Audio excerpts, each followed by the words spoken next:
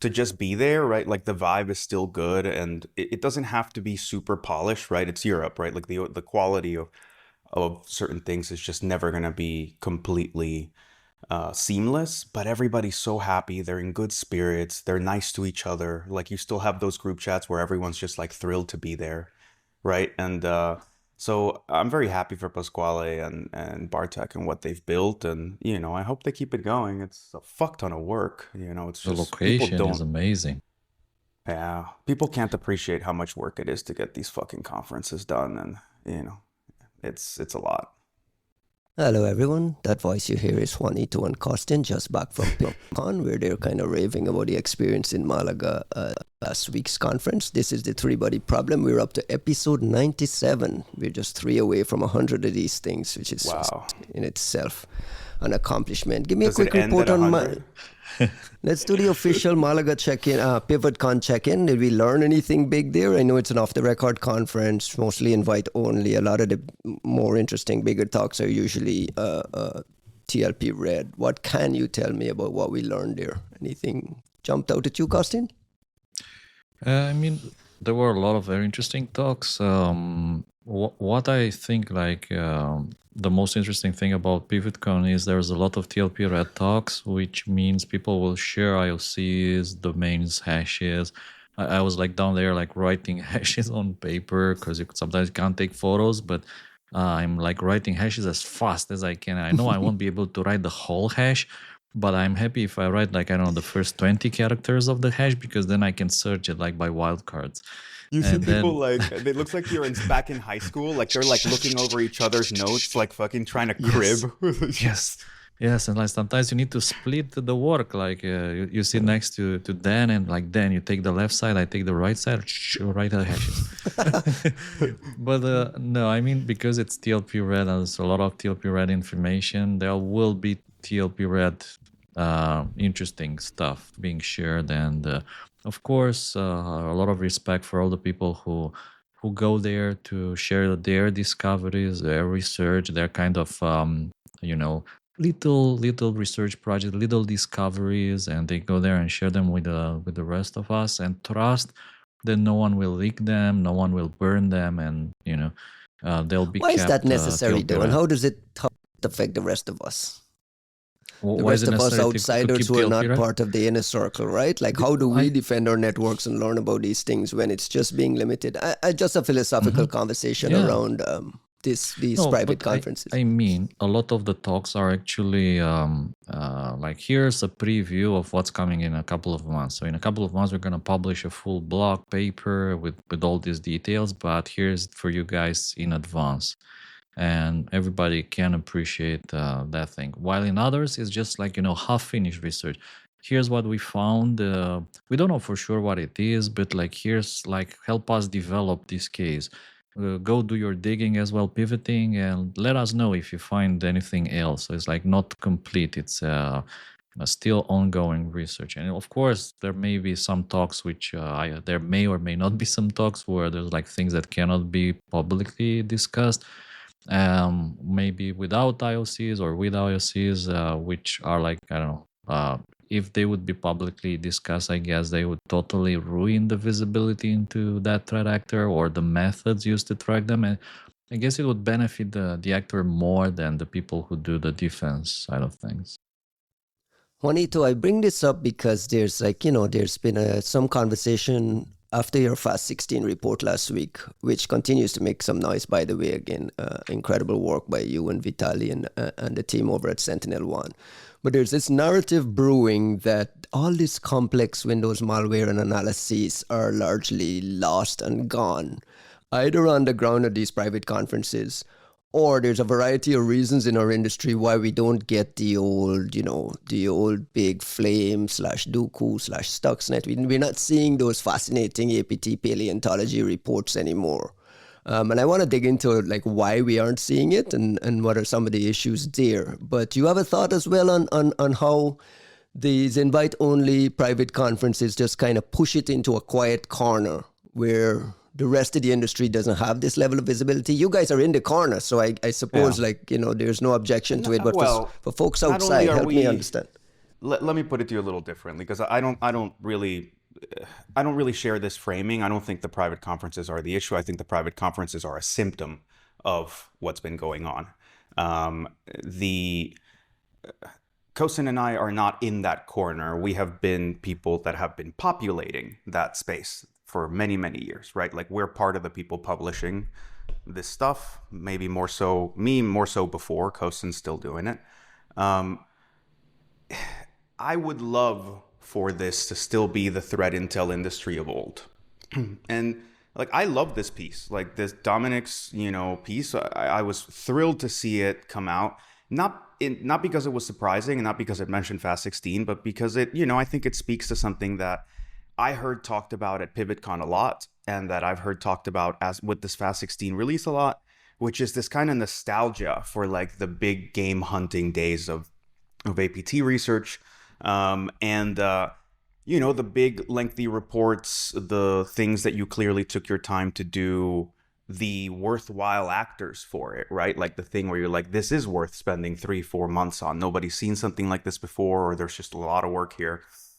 I say that it's not the conferences. The conferences are a symptom, the same way that like the private, some of the more fragmented groups now, right? Like before, you might have had Woo with like 2,000 people in one place and like small channels.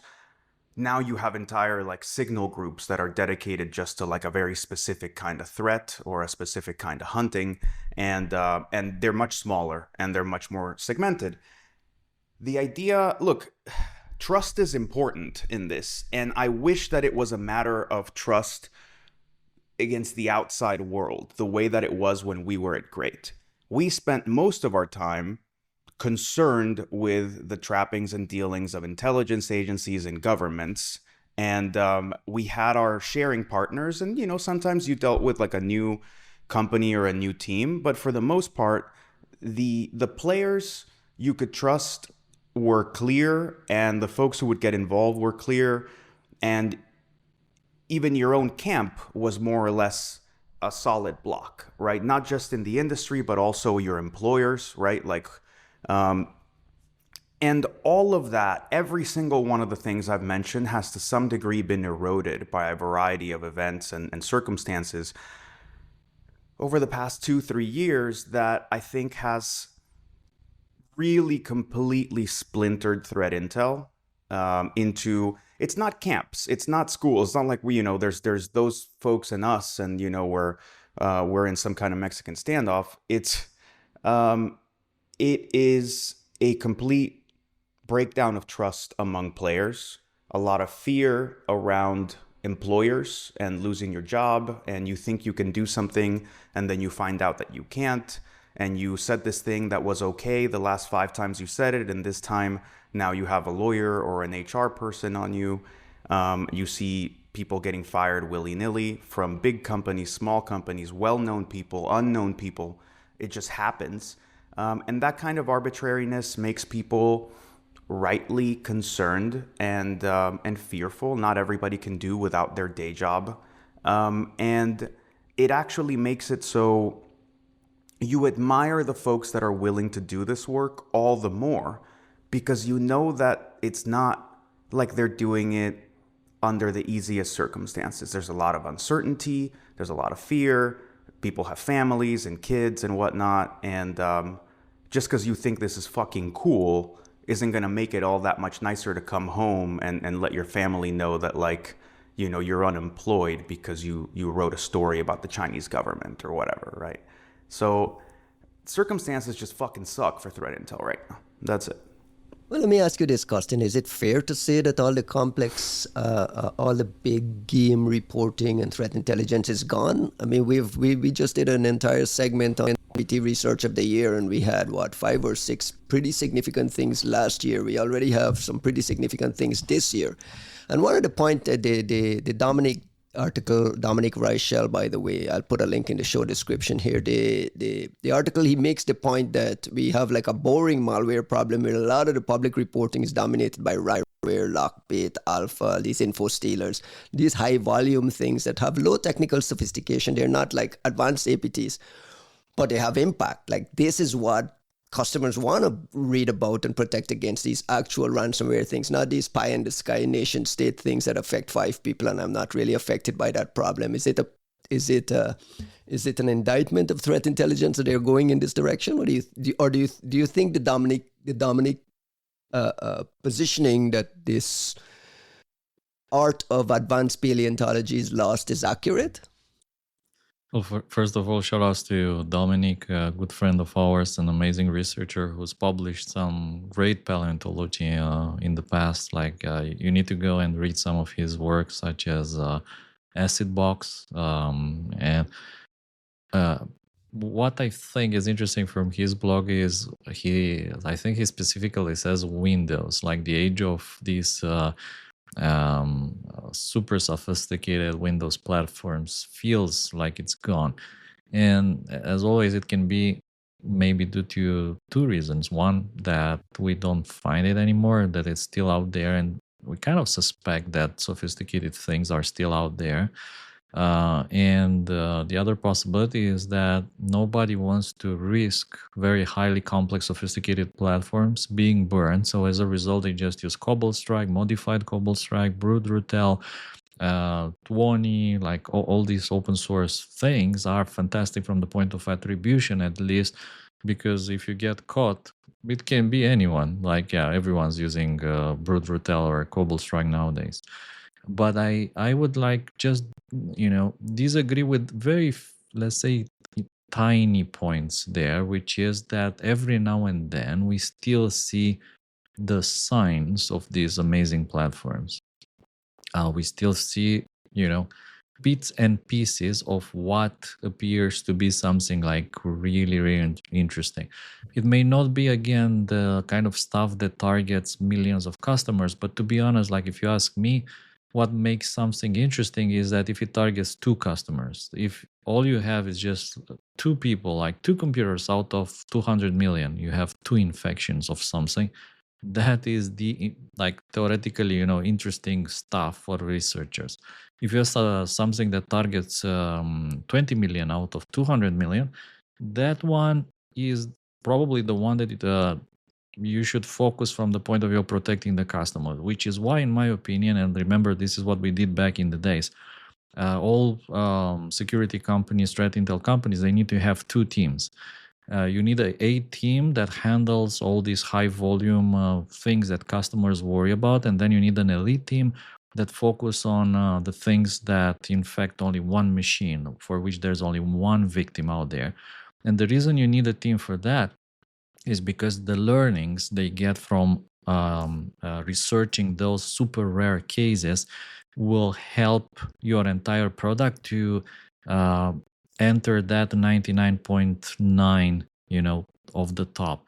Otherwise, you can be, 97%, 98% in terms of detection, knowledge, whatever, but it will be extremely difficult to become 99.9 in terms of quality, detection, and everything. And for that, like the jump from 98 to 99.9 will require another team of, if you ask me, nowadays with something like 15, 16 people, you can achieve what we used to do back in the days with 40. So 15, 16 people with AI, with tools, with the right tools, with the DevOps, can achieve a lot. And you can have an elite team that focuses on those things that infect only one machine, 2 machines on the internet, or one phone, one mobile phone. They don't necessarily have to explore Windows attacks. They can also try to go after mobile things. And to be honest, I think this is the other reason why we're not seeing those big Windows platforms anymore.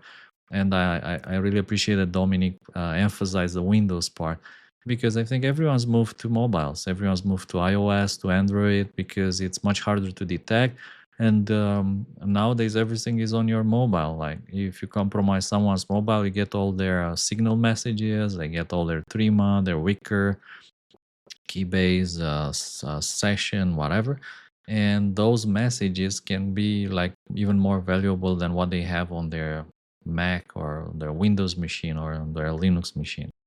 And we see it in the evidence of the reporting, with everything shifting to these edge devices, the Ivantis, the Fortinets, providing the entry points and providing the the access there. One thing And Dominic and also every now raises. and then, whenever like Coruña, or Dark Sword, they leak, and then we realize there's a lot more happening on the mobile side of things. So if you ask me, going further, like in the next 5-10 years, we'll be seeing paleontology, but it will be mobile paleontology, like cyber paleontology. People discovering long forgotten, never discovered cyber offensive platforms targeting mobile phones. Like, what was that? Like, wow, we find this thingy, we have no idea what it was. Or we saw like the spikes of the monster, or the scales of the Loch Ness monster. We see the scales, but we have no idea what it was.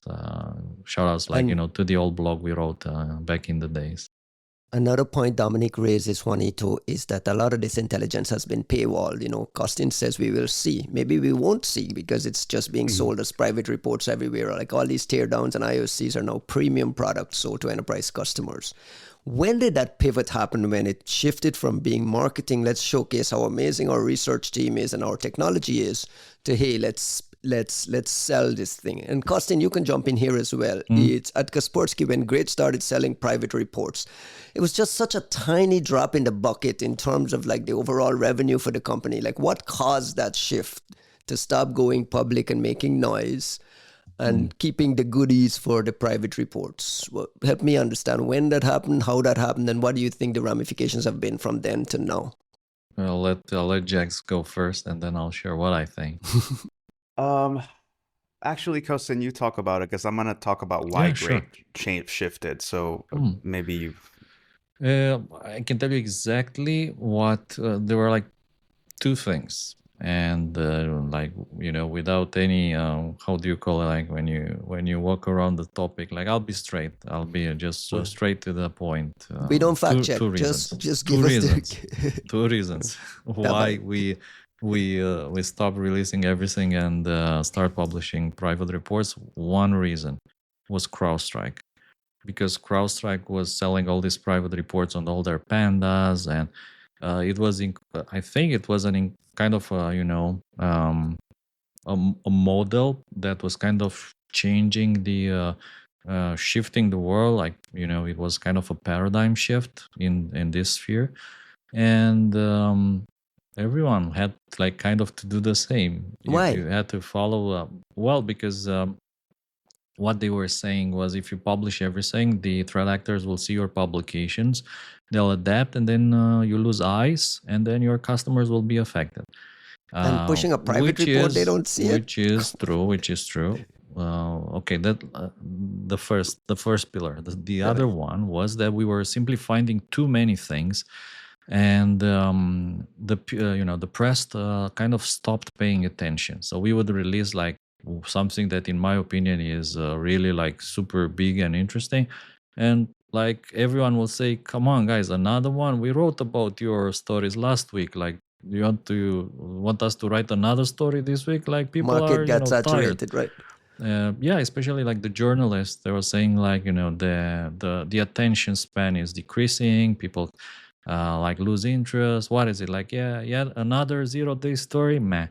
It was more like the kind of Ivanti, Fortinet, whatever, 0 days of today. Like every week there's like a new 0 day, right? Fair enough. Yeah. Do we have any 0 days this week? We have 2 You 0 days bet, to you discuss bet. in the wild. Multiple. Of Too many course, fucking And nobody Yeah. cares. You're right. But like, yeah, do you see it like in the New York Times? If you go to the New York Times, you go to Washington Post with these stories about these 0 days, do you think they'll publish a new 0 day story every week? No. They're like, meh. It's like, it's a meh story. Like, what's the news angle?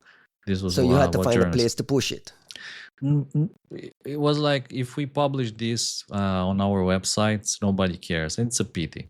Like, let's publish less stories, and at the same time, what shall we do with all the other things? Like, we aren't like, it's wrong to think that we are doing just 3-4 blogs per week per month. In reality, we're doing like, I don't know, 50 things. We're researching and writing 50 things per month. And what shall we do? Like, let's turn them into a private service, and people can just buy that and develop their understanding of how cyber warfare changes. I think the fundamental idea was, what do you get out of these reports? Like most of the people, they were simply buying our reports because I think they wanted a different angle. Like they wanted, we know about that, we know about this thing, APT5, we know it, APT15, yeah, we know, APT21, yes, we know. What else do you have anything that nobody else knows about? And I think that was one of the reasons why people were going after these reports. They wanted to learn about the things that nobody else knows about. And that was like really tough in my opinion, but that was the kind of things that Mineev was a master at discovering. He would like discover something new almost every week at some point, and then he discovered everything and there was like nothing left, so he would find something new every month or so. Do you think But this intelligence paywalling has been a net negative or net positive for the industry as a whole? Depending on the moment, I think it was beneficial at the beginning because it kind of fueled money into this sphere. So, like, the business people saw that this can generate revenue. Then, people became comfortable with the idea of purchasing threat intelligence.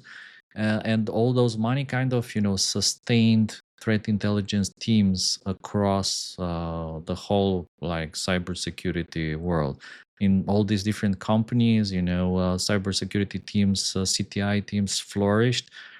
People got jobs, they did interesting things. So I think that helped. Probably at some point, this kind of started to have a negative effect. And I think that was in terms of hoarding the private reports. Um, you may of course drop names again, but there were like companies who were sharing their private reports, and for instance, we had agreements with some companies to swap our private reports. And here's my ahead point. of pushing it into a paid portal. No, at the same Or time, alongside, right? they had like a customer level access to the portal, and we had a customer level access to their portal. And everyone was happy, but there were other companies who wouldn't play this game. So they would like never share any reports. They would never share any intelligence. They were like, it will be totally compartmentalized. And I think that mentality of hoarding these private reports and not sharing them with your friends and with your colleagues in the industry, I think that was very harmful and toxic. So it was good in the beginning, then this turned toxic. And this is why events like PivotCon, in my opinion, they help so much, because they encourage the sharing of this private research that would otherwise maybe not be available. They foster cooperation, different companies out there like, I don't know, Microsoft and Google working together on the same threat actor or topic, trying to track who did X or who did Z or whatever. And these kind of things, in my opinion, are the solution to this toxic hoarding of reports. But let's see. Juanito, you have a thought on this shift and whether it's been a positive or a negative for the industry as a whole to learn, help with detection technologies, help with detection engineering? This feels like an odd way to approach this subject to me, because I remember those dynamics. I remember the dynamics between the different teams that were selling the private reports, but it feels odd to go into what the people were doing, how they were approaching it, without discussing the market itself and the circumstances that kind of brought it and the people who were buying this stuff. So there was always private, there was always some version of private reporting, even before it really became like proper malware threat intel stuff, right? You always had IC adjacent or even corporate adjacent intelligence boutique consultancies, and you would pay them to tell you what's up and to occasionally answer a question or two that somebody has. And what was novel is that it became about cyber, right? That's why, 2015 Ethics and Perils of APT research. APT research. Thank you for reminding me of the title of my own fucking paper. Which was a paper about what? It was a paper exactly about this industry falling sideways into intelligence brokerage, right? Like it was always so odd to me, maybe because I'm coming from the Intel space, but like it was always so odd to me to look at a group of people that were doing intelligence and would be so uncomfortable with the idea that they were intelligence brokers, right? That was not what the malware analysis industry was looking forward to. It's not how it envisioned itself. And I think that's really worth pointing out, because if we discuss the social dynamics therein, the vendor dynamics therein, in the absence of that, it mostly makes it sound like, well, some people were nice and some people were not nice, and some people were doing it for the love of the game and some people were doing it for money. And that keeps you in the like fun narrative, kind of biopic territory, but it doesn't really explain how you get into that situation in the first place, which is, you had companies like Mandiant and CrowdStrike selling private reports primarily to Gov and some bigger organizations for a fuck ton of money. And then you had other people who were just kind of tossing it out for marketing value, the way that originally Great was. And I think everyone knows Great precisely because the marketing value Great was able to derive from that season, that period, was so great, like so good. It was so, there was a lot of talent into the PR and marketing machinery. I think it was the first time that you really saw folks not just producing top-notch research, that felt objective, that felt new and different, right? Because it wasn't written for customers. It wasn't an analyst request from somebody, because that alone already has like scoped shit so far down to what do these people know and what do these people know to care about. Instead, it was, this is what smart people think is very cool and that they're willing to put their time into. And instead of saying, oh, yeah, if you want to know about my cool thing, you got to pay me, 50 grand for this report or $250,000 a year or whatever the fuck it is. You instead go, oh, here it is on my website. And that created an amazing amount of value for these companies that otherwise would not be thought of very often. Like, you don't really think about your antivirus company, your anti-malware company all that often, except, when they show you something that's like mind-blowing and it's on the front page of the New York Times and whatnot, then you go, holy shit, they've got some great talent. I don't know. I would never know how to do this. I'm really glad we're paying these people because they know stuff. And that means that we, are protected downstream somehow. So it birthed a very interesting industry. The key factor that I am almost surprised we of all people are skirting around is the 9,000-pound elephant in the room, which was the U.S. government and the general preponderance of this ominous feeling of Five Eyes disapproval that started to that always held some interesting sway in our nascent industry, and that I think actually kind of put us into a lot of the situation that we're in inadvertently, right? Like, I'm not a conspiracy. It's absolutely fucking, well, the perception was it real, or was was it real. a perception? Was it a perceived U.S. Gov? I think it's a bit of both. I think it was a bit of both. The perception was massively outsized for what the reality of it was. And frankly, the reality of it was, I think if the people involved were a little more honest with themselves, in hindsight, they would admit that it was not the healthiest take. I don't blame them. The intelligence game is a very different game. And in that game, defaulting to secrecy is almost always the right answer, right? So it's easy with the benefit of hindsight. When you're listening to a book about Mossad operations from 40 fucking years ago, or like if you read like Legacy of Ashes, which is, I think, a really, not unfair, but by design, unflattering book about the CIA's history, because it's written based off of like declassified documents, and almost all of those documents are about failures, right? Like, we have to let Congress know that we fucked this up. We have to let Congress know that, this person got killed. You read that and you think of it as like, well, secrecy is meant to hide and paper over the failures of these people who otherwise work in the dark. Um, in reality, it's about, keeping sources safe, keeping opportunities available. People don't understand just how stupid some tiny little secret is that gives you an advantage. And you might think it's trifling and stupid, but the fact that this other person doesn't know that one typewriter has a bug in it, the fact that this one person sits right next to a window means that you can hear all these conversations. The fact that this, it's like all this really tiny sleight of hand, but that little thing is what's enabling a whole lot of discovery. And that's why, people in the IC who take the game seriously, who understand what they're doing, will almost always default to saying, this should stay secret. And the people who come and argue, well, look at how great it would be if you had told X, Y, and Z. You go, yeah, that's wonderful in the benefit of hindsight. But for every one that you know about, there's 10 that you don't. And those are the really good ones, because those are the ones that are actually meaningfully impacting things. That mentality saw something that it did not know how to understand. And I don't blame them for it.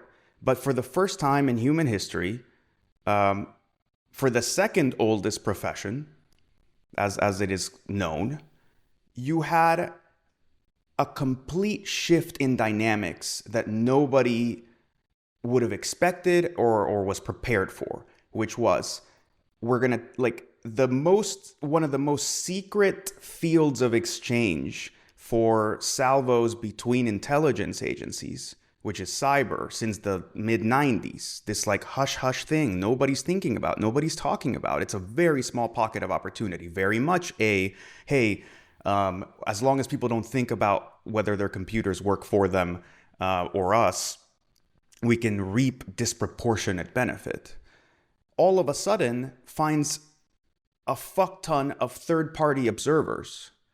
And they're not conspiracy theorists. They're not people sitting in the fringes guessing about what's happening inside of Area 51, guessing about what happens at Langley. They're people who are literally walking up with entire fragments, components, tools, weapons, whatever the fuck you want to call them, of the design of it would be like you walked out and you found a predator drone in your backyard and you're sitting there documenting it online. Look, this connects to this part and this is how it flies. And these are the people it was trying to kill, right? We found the video. We found how it flies. There's a bug in it. If you emit this thing over the radio, they'll all fall out of the sky, right? You're just documenting that in a blog for the fun of it, because you're a fucking nerd and you think that this shit's cool, and it is.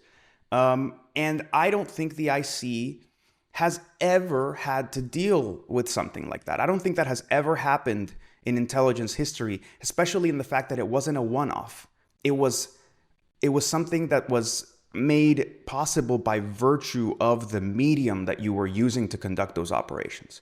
That the things you build, when you shoot a missile through the air is not really collecting anything long-term as to the trajectory of that missile, right? You might have collected something in that exact moment, but there's little that entropy doesn't wash away. Whereas in the internet, you're traversing through somebody else's wires to get to somebody else's servers, to get to somebody else's wires, to get to somebody else's boxes, to get to somebody, through the software that somebody else made. There's 17 different, organizations along the way collecting telemetry, watching for behaviors, watching for errors and anomalies, and collecting and essentially stamping these little fossils everywhere.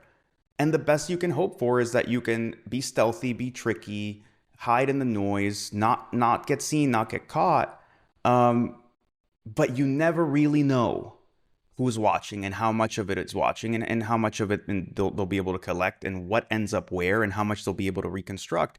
And you have to figure that for most of these folks, by the time we came around and this became a thing, most of the things we would go to find fascinating were already out in the wild, already collected in our malware collections, already in VirusTotal for years.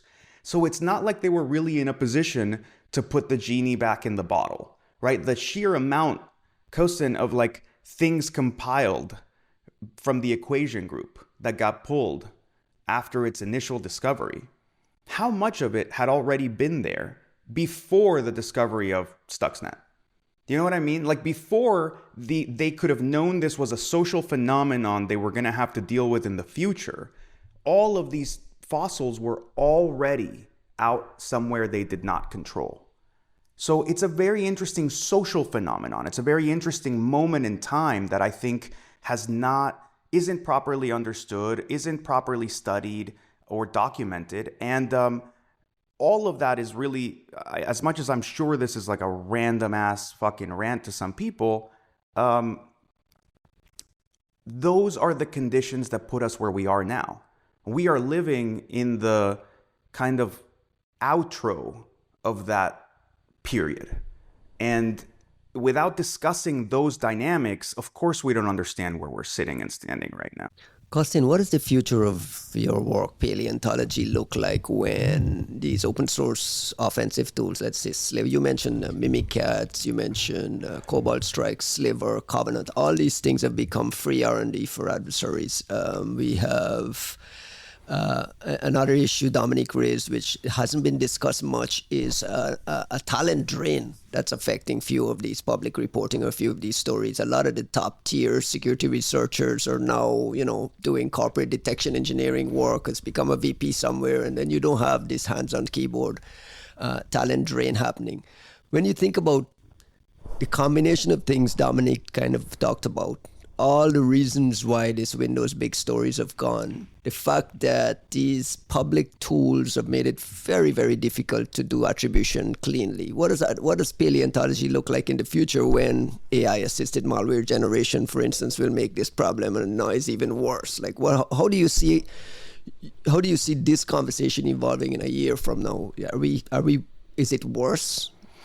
Do we have AI now to help us get it better? What do you think? There's two things here. One is the current state of things, if you want. The fact that, as we were saying, everyone's been using CrowdStrike, Brood whatever, Mimikatz, and still there was some kind of a hope here, and I think the hope was in the sense that these tools may not be sufficient for some of the most sophisticated threat actors out there. Like at some point they will say like, hey, we need a custom tool to achieve this, or we need a specialized passive implant with an Nobus quantum encryption resistant technology that we need to deploy on this particular high value target. So this was kind of, let's say, the hope for cyber paleontology, that some very advanced threat actors may have to rely on custom developed implants outside of CrowdStrike and whatever for some really high value targets. But with what is happening right now and seeing how fast things are evolving, I fear that will kind of change in the sense that they can develop a custom thing for every single operation, meaning it will be almost impossible to pivot from one thing to another based on the code alone. You'll have to use other things like sophisticated infrastructure tracking, SSL certificates, JA4 plus style technologies, cryptocurrency, maybe tracking the payments, working with registrars, even working with infrastructure providers like data centers in order to understand better how threat actors are using their resources. And when that will happen, I guess you will see a bit more interesting things again. There won't be just CrowdStrike, there won't be just Meterpreter, whatever. There'll be like unique things. But on the other hand,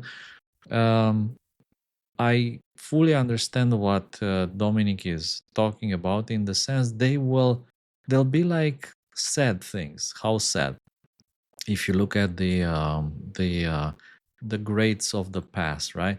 there were Easter eggs in all these tools, like be it like magic numbers, magic constants, like that foot. If you remember this constant in Stuxnet, there were like all these teats, bits and pieces, which reflected the genius of the people who developed those tools. Think of all the like these crazy things we've seen over the years that would, I don't know, use an USB stick for exfiltration and only use that stick if it has a very specific serial number. And in that case, it will create like a hidden partition and exfiltrate files only to that stick. And then, get someone with that stick to walk between two computers doing nothing, just waiting for the tool set to exfiltrate the data on the hidden partition. So there was like a lot of genius and brilliance in how these operations and tools were developed. And I fear that with AI, no one will give a shit about the brilliance part and about the Easter eggs and about all the magic that was being baked into those tools back in the days. It'll be like, hey, write me a tool that listens on this port, uses quantum resistance encryption, and has the capability to execute whatever receives on that port as a shell command. And that's it. Like, there's no magic in it. It's just the AI will do its job. Everyone will execute, but that kind of the magic part will be gone. So I think that is what Dominic is also talking about, what he's fearing. And it's not just on the research side, it's also on the offensive side. Like the people developing the offensive tools, they're also losing this kind of the magic around it. Things will happen in a very precise manner. It will be all controlled by AI. It will be custom implants written from scratch. In some cases, may not even be implants at all. It will be just commands running on that machine remotely, just in memory, and there'll be like no traces, artifacts, and of course no Easter eggs for the next generation of threat intel researchers to talk about or to lose nights over. Unless someone takes AI and writes a script to go back and do the FAST16 type analysis. What we need is that OpenAI and Anthropic and the others and everyone, they just implement these safeguards, which make it impossible for the use of these tools for offensive purposes. And then, force people to do more manual stuff and then bake some magic. Any minute now, as soon as that's absolutely taken care of, like we're good, we're Gucci. It's back to like artisanal malware. One can hope. I think it's actually kind of funny to say this whole thing because what it is a rebalancing of what's available to whom. Because if you think about what you just described about what AI is going to do, this idea that you can just define a spec of what you want, and it's going to produce a one-off that fits that spec. Well, that's what the most advanced, most powerful, most richest nations on earth had access to in the first place. If you think about the Tilted platform, if you think about what we saw with Equation versus Regan, what we saw with the Wasowski API, what we saw with different things that showed us how much of these platforms was a spec that had been given to a defense contractor, right? It had been given to, Raffaelli or fucking Lockheed Martin or BAE or whomever and said, we need a platform built in C++ that is modular and extensible, and it does this and it uses that. This is the config schema. We need to be able to change that config schema. We need to be able to have it work with these existing custom C2 protocols, blah, blah, blah, right? Somewhere, someone wrote a spec, and it used to take, I'm going to guess, $20 million and 2 years to have a platform built that some random asshole in Romania or wherever might just suddenly be like, right, gone. So just fire. But Don't that call was a the man thing. random. I didn't say it was him. It could have been another random. Yeah, anyways. There's a lot of assholes in Romania. There's a lot of assholes around. So just no, and I'm sure that's how they talked about some of us, because we were gleeful. We were showing how cool this fucking thing was, and I'm sure on some level some of them were like, "Oh, thank you," but also fuck, right? Like, but think about it. It's a socioeconomic disparity of sorts, right? What did the B tier of nations do? Well, they went and they bought it from like a B tier seller, right? Like Hacking Team or FinFisher. And I say they're B team, but like FinFisher was technically quite sophisticated. It's just that you couldn't make it for yourself. You couldn't have you couldn't afford to have this done for you. You didn't have the capacity generation or the money necessarily. So you went and you bought from like more of a collective provider, right? It's a more of a commoditized platform that multiple folks shared. And I think in the aftermath, like especially being in Europe last week, I was having a conversation about this with someone in Portugal. I'm like, people forget that there was a time when Hacking Team was not some pariah bullshit company that you made fun of. It was a company you were a little scared of, because the entirety of Europe, every government in Europe was using this shit, and they liked them. They respected them. They were doing things for law enforcement. There wasn't this perception that, oh, they're just these terrible people. So originally when we were burning Hacking Team stuff, like you were looking over your shoulder and a little bit kind of freaked out. And people forget that period, right, where you were dealing with that. But anyways, that's sort of a long-winded way of saying, like, I see AI doing the exact same thing that we see it doing in all these other things, which is you could not afford to make this properly before. There will come a time when everyone will be able to have a spec and have something custom generated. And I think our work will be quite interesting in figuring out, how do you reverse engineer the spec of a dynamic system wherein every output you get your hands on is a variant of a spec, but it isn't clearly identifiable as such. It isn't code similarity, it's intent similarity.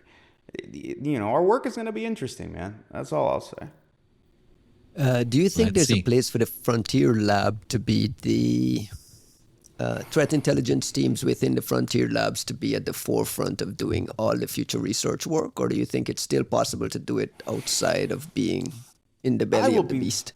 I will be very surprised if the Frontier Labs do any of the research work into any of these things. And I'm sure some of the folks in the Frontier Labs might scoff at this, but honestly... Yeah, my boy Billy just left Google to go build a threat intel team at Anthropic. Look, He's announced he's hiring. I love Billy. What do you think they're up to? No, I'm sure they're busy securing Anthropic. I love Billy, and I think it's actually it's funny that you bring up Billy, right? Like Billy being a mensch was the reason that Tag wasn't a complete fucking waste of money and resources under its other leadership, right? Like he was the shadow director that was actually able to have a conversation with another team without being a complete asshole and actually knew how to like share some of the stuff. So I'm all for Billy being the one at Anthropic. I'm sure Anthropic is going to get some great security from it. Do I think Anthropic is going to suddenly start publishing an interesting slew of threat intel reports? No. And I certainly don't think... No. Publishing is dead, as we just discussed. Bro, it's a 2-bit business. The TAM for threat intel reports is nothing compared to like what these people... Hell, if they could take over the entirety of the security TAM, maybe they'd be interested in it for 45 seconds. But the numbers just don't make sense. I think like we're too used to looking at this stuff from our own perspective. And the idea that like one of us could be king of security someday, you don't realize that like even if you were the undisputed heavyweight champion of the entire security TAM, you have taken every security dollar there is out there, you're still not making enough money for anything the Frontier Labs need to be making. So just keep that shit in perspective whenever people, some 2-bit company in security thinks that like Anthropic or OpenAI are making decisions on the basis of like that company. They don't give a fuck, nor should they. But I think it also lets you know that like No, they're not going to be doing it. And why aren't they going to be doing it? For the same fucking reason that Google and Microsoft and Amazon never took over the threat intel reporting space. They're too scared to say anything. There's too many lawyers. Yes, they have more data than God. No, they don't really have any clear stakeholders. So they're not really clearly protecting anyone in particular other than themselves. So why? And that's sort of the difficulty with threat intel, right? Like, the justification for publishing is always harder to make than it's hard to defend when what you really want to say is, well, this is just it's like the news, right? It's like understanding your world, right? If you need to let people know that someone robbed a bank 2 cities away, or that there is a roving gang of fucking JSOC operators that are just magicking people out of their apartments overnight somewhere in your vicinity. It's hard to argue because there's not a lot of corollaries, but also because there are no clear incentives for the people involved. But I would remind you, you talk to people at these companies and it sounds like you're fucking talking to Apple. They don't tell you shit. They don't tell you anything about what they're doing, about what they want, about who they are, about who did that, where they're going. Everything is a fucking state secret. And you're like, dude, I don't give a fuck about what's happening in your company. I'm trying to talk about, this thing that we do, that you've jumped into this kiddie pool and you've thrown all the water out of it. And we know for a fact that you intend to get up and walk to a different pool soon. So it's a very strange circumstance to be in, but not one that I'm all that fucking thrilled with. By the way, we don't fact check, but we also help the folks at Anti to fact check something last week. Costin, you mentioned when we discussed Anti's response to Juanito's Fast 16 report, you mentioned, hey, these people are misgendering Dakota. Why are they calling Dakota she and her? We got a response from Anti, which in the form of an apology tweet that references you, Costin, and they confirmed that they're actually listening to this podcast. So right now, let me just give a shout out to the folks at Anti. Thank you for listening to us. And for the correction. To our bullshit. Absolutely. Thanks Anything for you listening got to our bullshit, Auntie. Appreciate the shout outs. They actually did mention I that. would love the opportunity to sit down with the Anti guys and talk about some of these things to better understand, sometimes invite them on the show. Sometimes you them a become public too invite. focused on the Western way of doing things. And I'm all for learning new things. I would love for the opportunity to sit down with them over a beer or tea or a coffee or whatever, or sharing a banana and just talking threat intelligence. Well, now that we know they listen to the show, hopefully someone reaches out to you with that. I want to close on this Fast 16 thing. Since last week to this week, we talked last week about what's left on the bones for research to do and some of the mathematics involved there. Have we learned anything new from last week to this week? Did anyone read with any big news, or what is the advance of the research? Is there anything to talk about in that sphere, Juanito? There's definitely advancements. I don't think people have heard of them yet. So I won't I won't scoop folks that are coming out with research, but I expect to see something this coming week. Oh, wow. New folks. You mean new folks? Yeah. Wow. Yeah. Oh, not you guys, but some third party doing advanced research. Well, okay. I mean, we've been Can I doing guess? our own follow-up. Can Costin and I guess? Or no, you want to? Do I have to tell you if you're Because I right? think you mentioned it. I think you mentioned it on the last show that Vikram from Semantic had reached out and we're doing something. Could we expect something from those guys? I let's see. I think so. I Sorry have for a lot putting you of on the faith spot, in- but you mentioned it last week. No. I mean, I just don't want to I don't want to steal any of their thunder, but I look forward to their contributions. I think they're the right people to figure some of this stuff out. That the same way that Why? it They have happened with- different visibility? It's different than the visibility. I think there's a different set of skills represented in some ways. Like when you look at Stuxnet, right? There was the reverse engineering of Stuxnet as a carrier, as a spreader, as a vehicle for exploits, as a payload delivery mechanism. Then there was an analysis of the payload, and there you needed people who had a different yes, you're a reverse engineer, but also you have to understand the physical processes, the specifics of these, OT systems that take a signal and change it into a process that is native to a discipline that is not ours. So I've been trying to LLM my way to success with a lot of this stuff, and we have definitely made progress. I think With we've success? identified to some degree.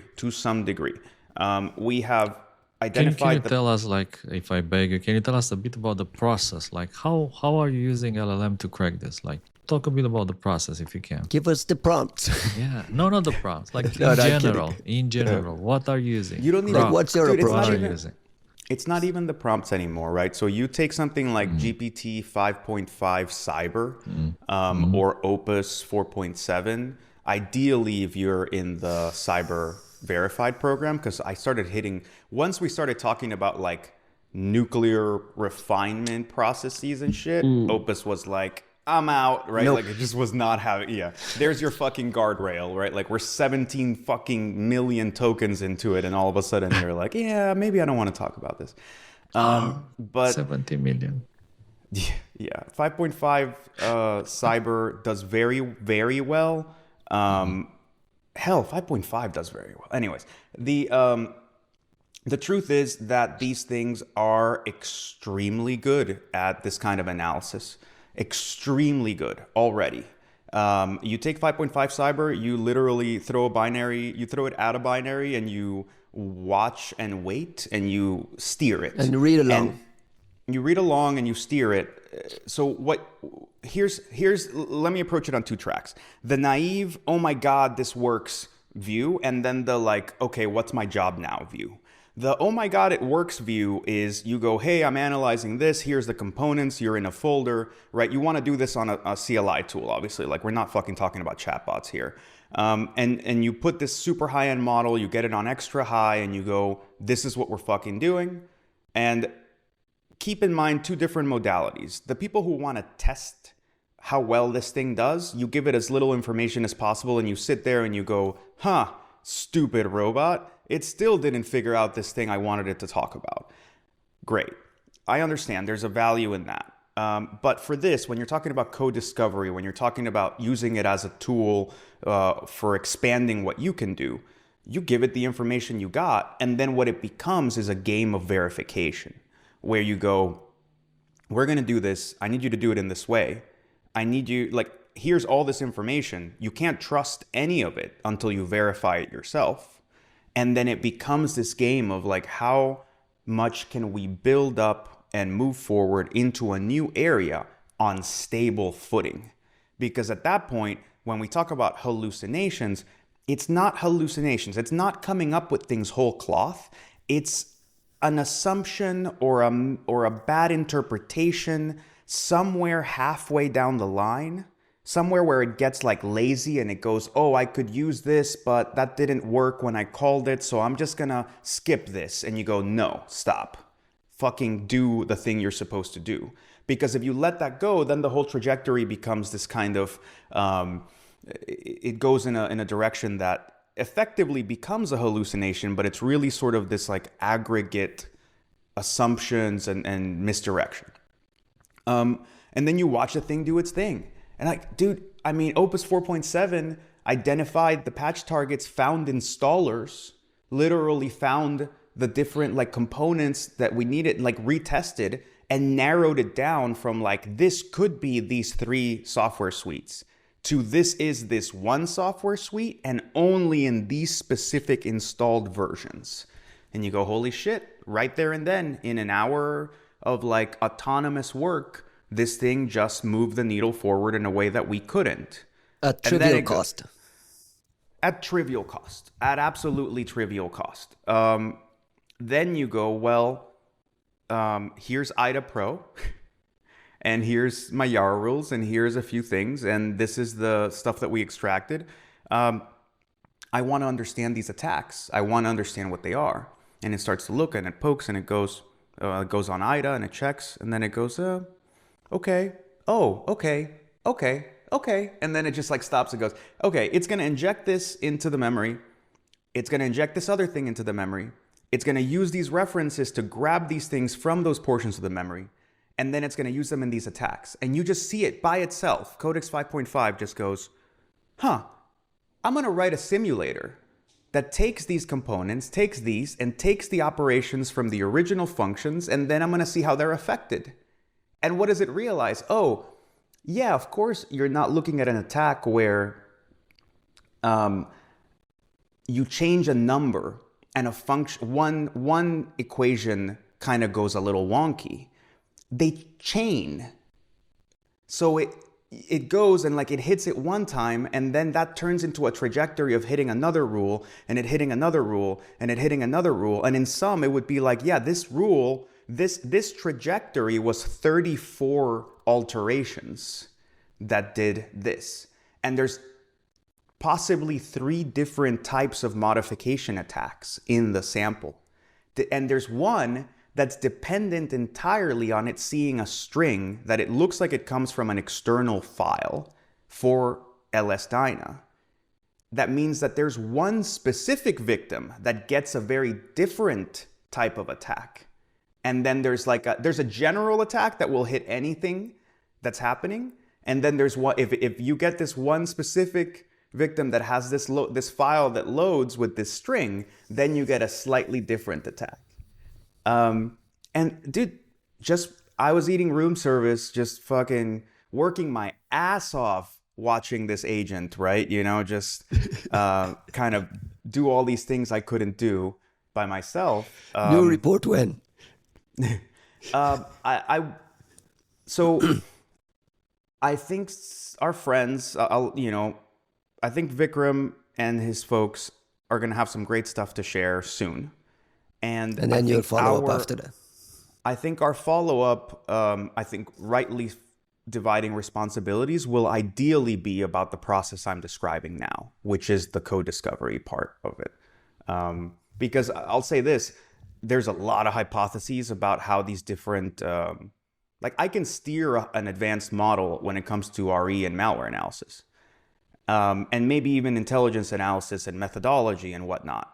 But by the time it's giving me hypotheses about how, aerospace scientists are using software to do esoteric calculations, I don't have the domain expertise to tell it whether it's... You need a different human in the loop, right? Exactly. This is the conversation we've always been having around. Like Mark Dowd explains, adding that specific domain knowledge expertise into the prompt and into, removing all the whiffling. It's really fascinating to watch. Costin, did you get the answer to that question?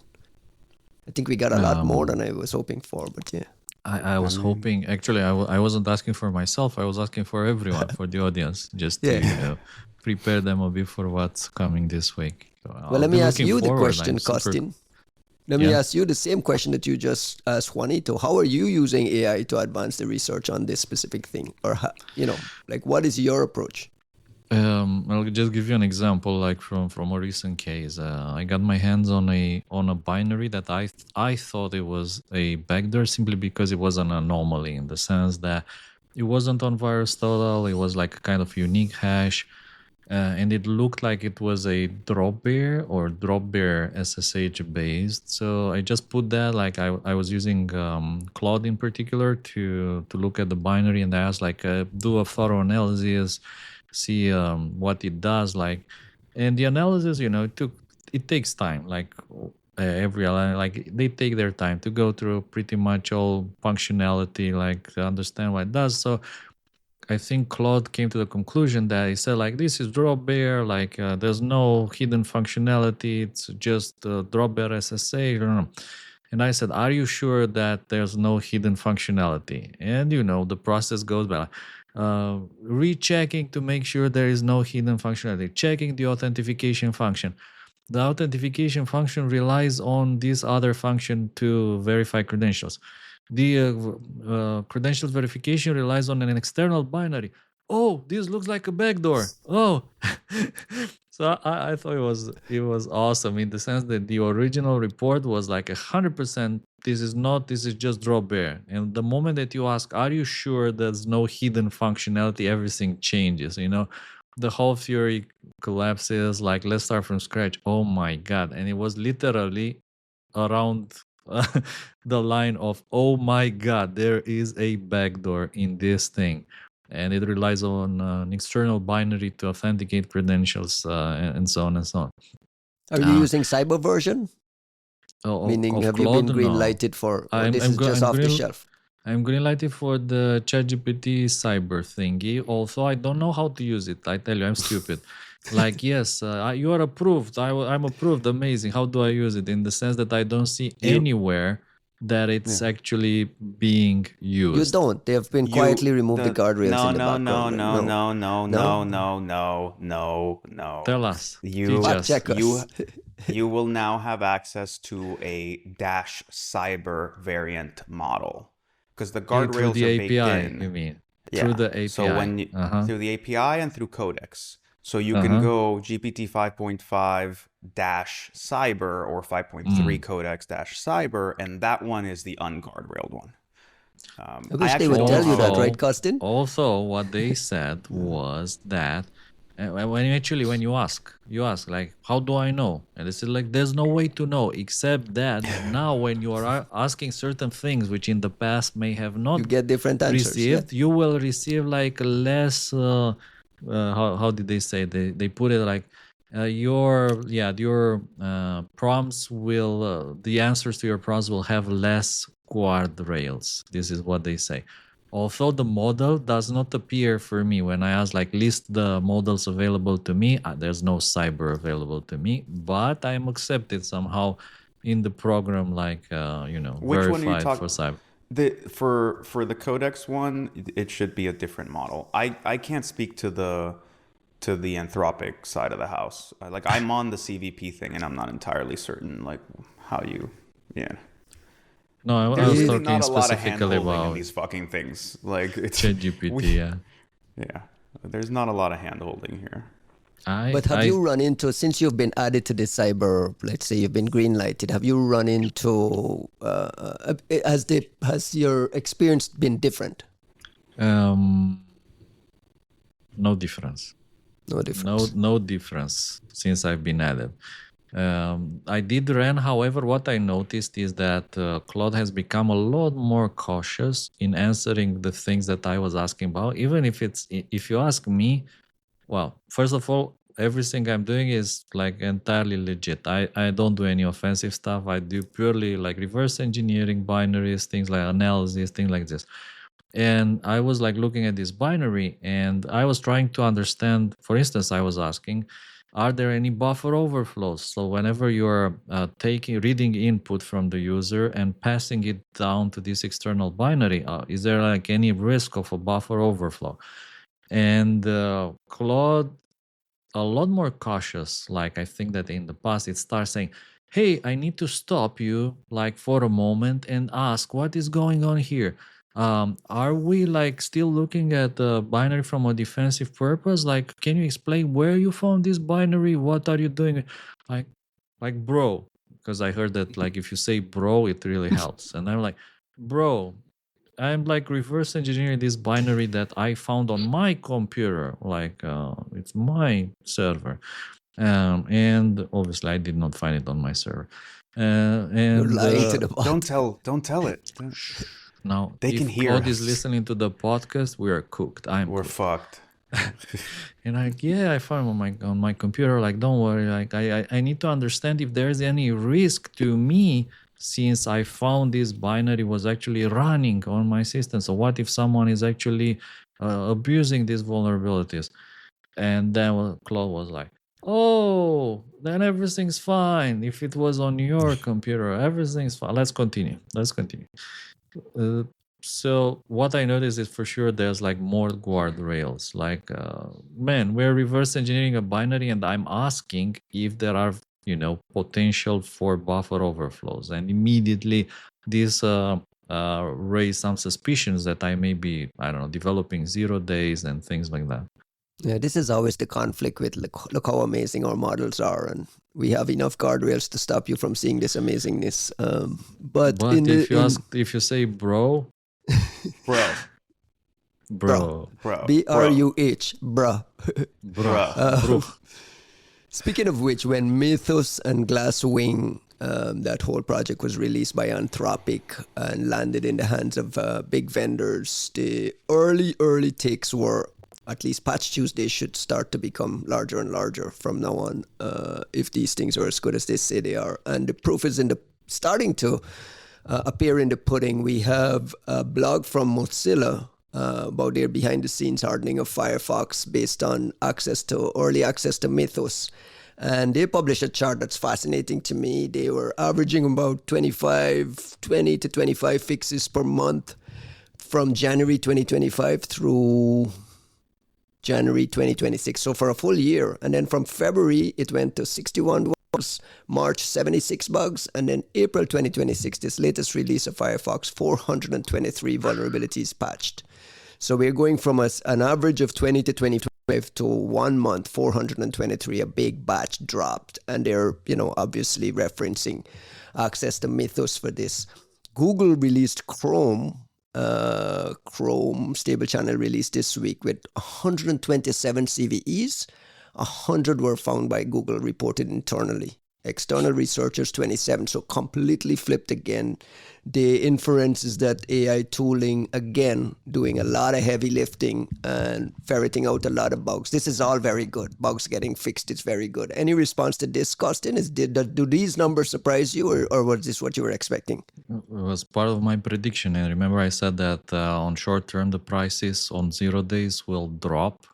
While there's more and more 0 days saturating the market, and then all these software developers like Google, Chrome, Mozilla, they will start patching. They'll start integrating things like Aardvark, Mythos into their processes, patch bugs, and then it will become harder and harder to develop those 0 days, and that's when we'll have a spike in the prices of 0 days. We'll see.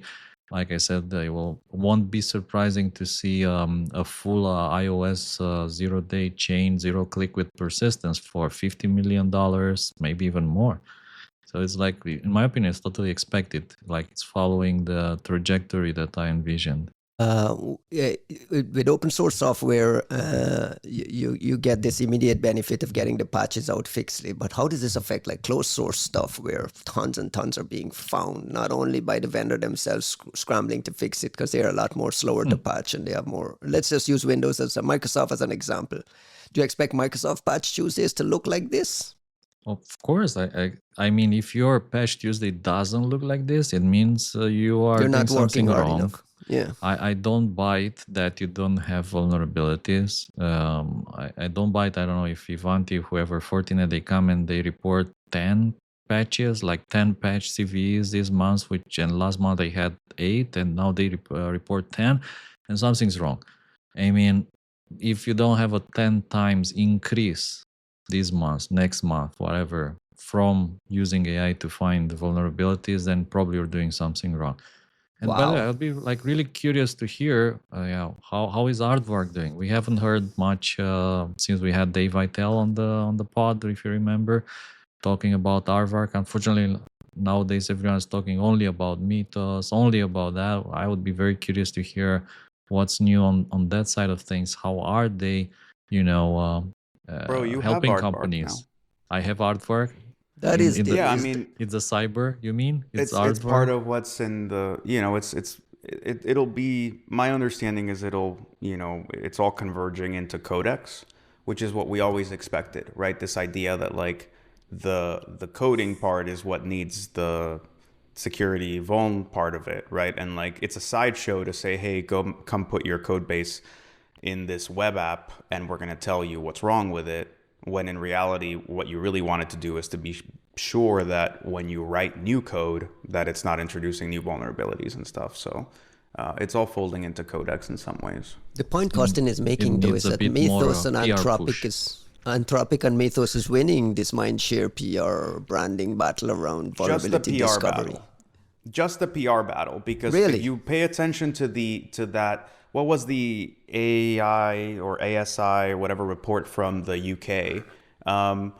They showed 5.5 literally beating Mythos on performance, and 5.5 is being served widely to everybody instead of being like carefully guarded for like a small group of people who have to pay extra to use it. So if GPT 5.5 is outperforming Mythos and we all have it and OpenAI can serve it mostly consistently, then what the fuck are we all talking about? Costin, where does this lead though? Because if your predictions are correct, and we should be seeing this 10x spike in patches being pushed from every big vendor, I mean, that's the expectation. We can't patch fast enough the shit we have now. Like the barely 20 we have now, we can't patch fast enough. Where does this, like, help me understand what 6 months from now looks like in the patching minds with customers and vendors trying to figure out if they're even using this thing, patching, the usual problems that are associated with patching. How do we manage that? Great example here is that this week we saw three new Linux 0 days LPs,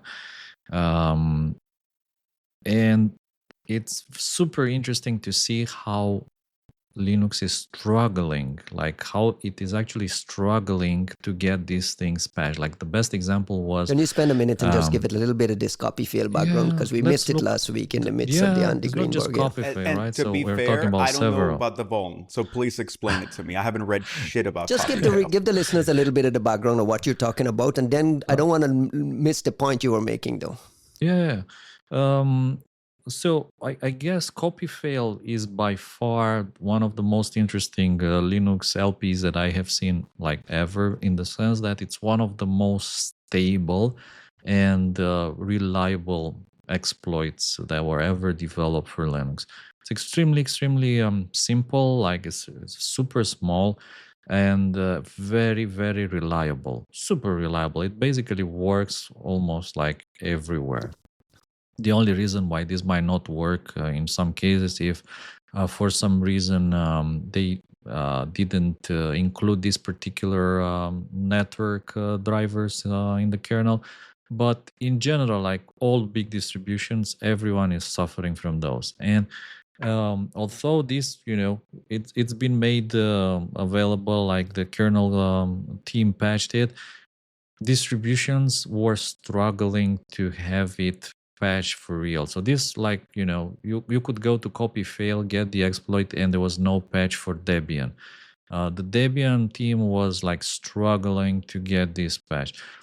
When this was released, there was like no patch for Ubuntu. I think that at some point they released a quick like a pro patch. So that means that it's available without rebooting the system. The most painful thing was that you needed to reboot the system in order to apply the patch. There were some mitigations that you can, remove a module from the kernel and then blacklist it, do things like this in order to mitigate the vulnerability. But in some cases, that module was simply compiled in the kernel, so you can just remove it from memory, meaning that you'll be vulnerable until you update the kernel and reboot. And one of the things you need to know about the Linux world is that, Linux people hate rebooting.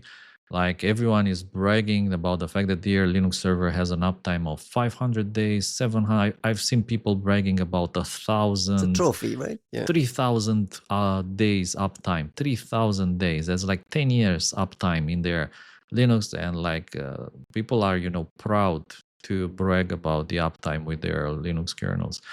And whenever you need to reboot, that's painful. That's painful. Like I tell you, it was painful for me. I had a server I was playing with. We was running Garage. Garage is on like S3 bucket software from a French company called De Fleur.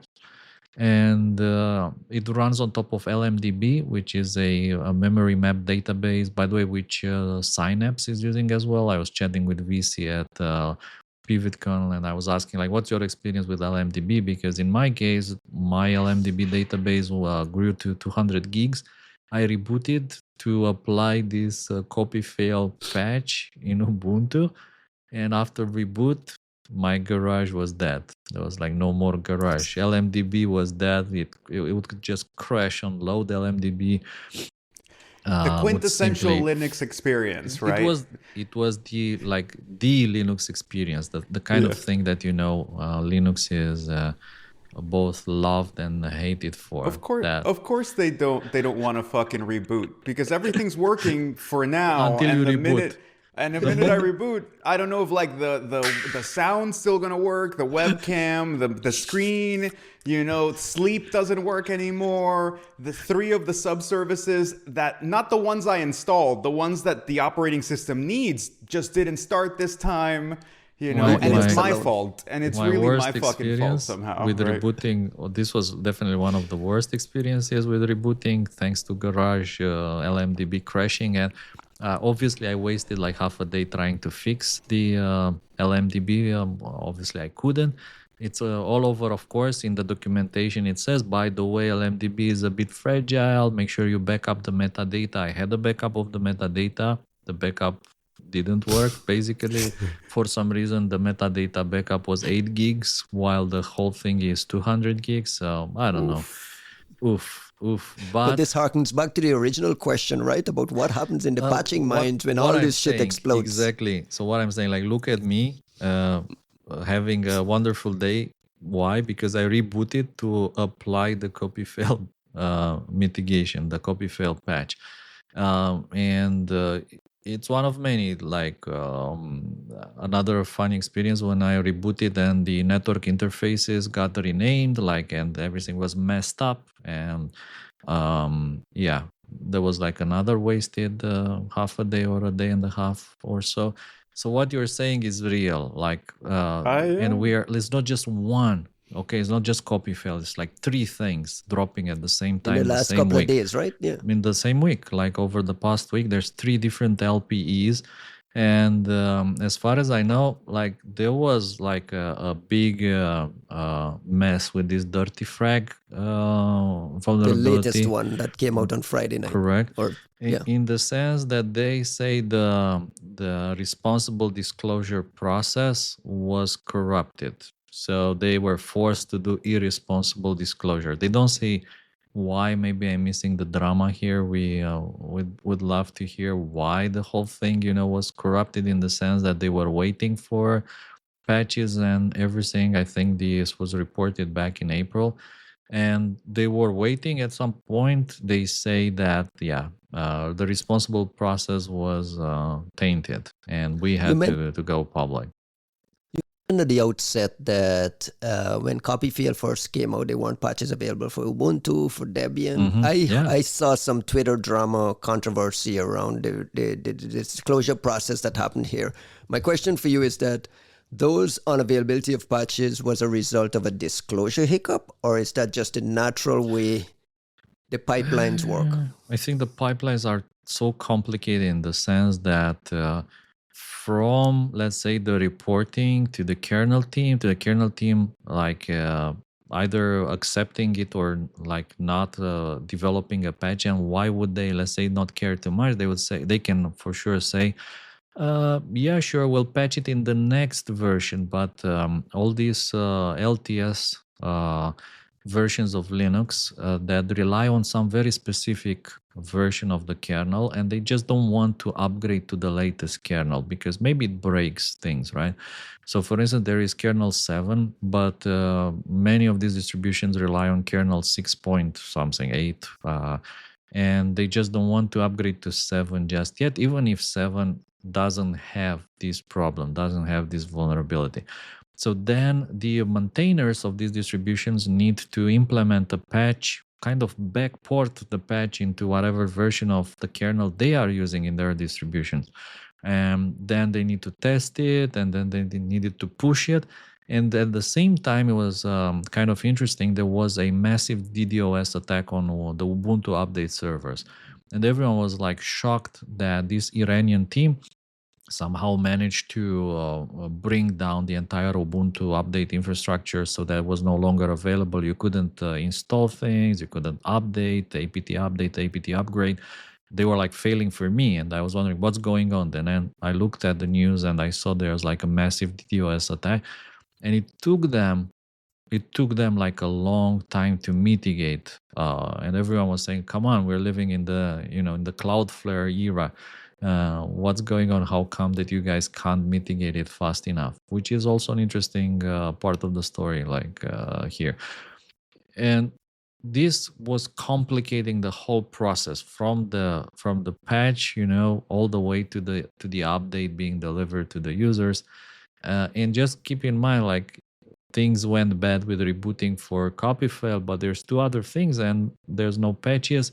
And I was actually talking to my buddy Dan the meter, and we were like, Dan, what are we doing? And Dan was saying, like, we'll wait for the patches, and when they're available, we'll reboot. What can we do? Wait and reboot. That's it.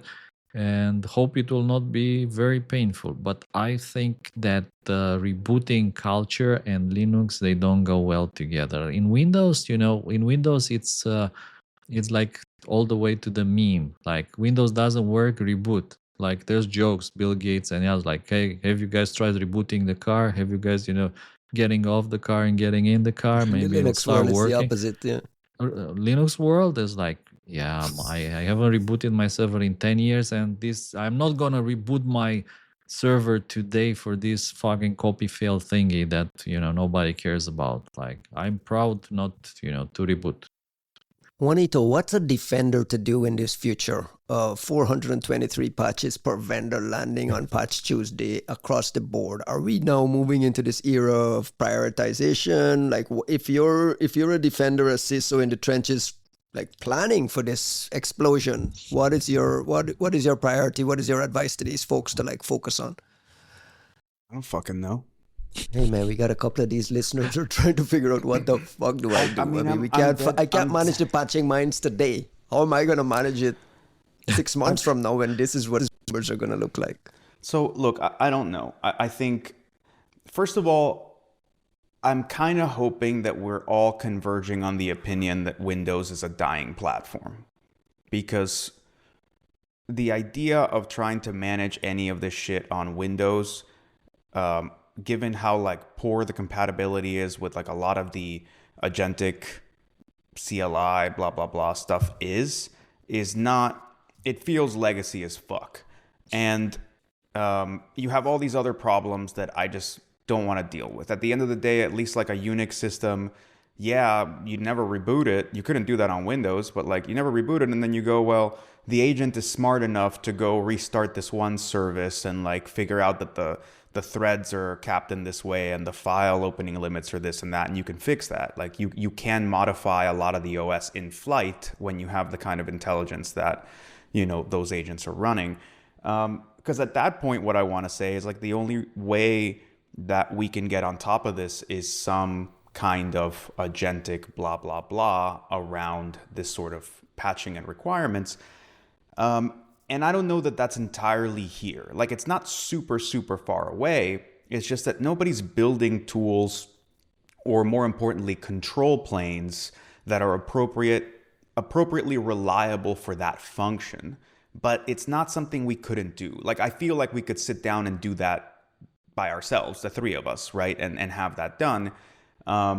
So it's not like a technology that hasn't arrived. It's a user experience that is not readily provided. At the same time, AI will help a lot. It can't answer certain questions about your desired posture and about what should be here and what your priorities are, and what, this thing, if it goes down, it's inconvenient. This thing, if it goes down, is a fucking disaster. Right? Like, this database, you can fuck with this one. If you mess with it, like, our business is irreparably set back.